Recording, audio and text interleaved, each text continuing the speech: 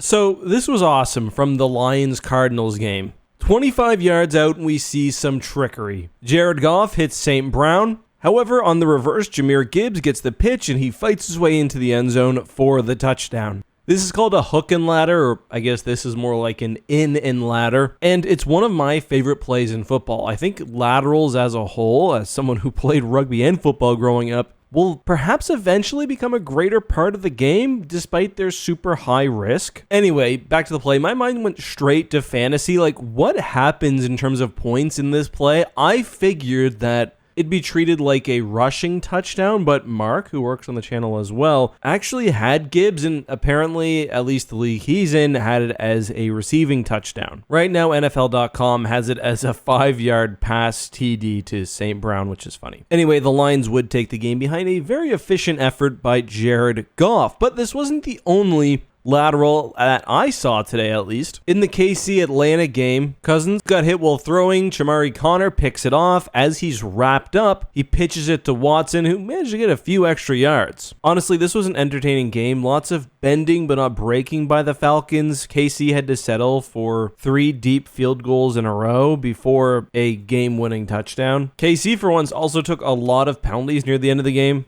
But despite making it all the way to the 15 with a chance to win the game, KC's run D came up big and they took the game 22-17. But that's all for today. More football tomorrow, of course, so subscribe and I'll see you then.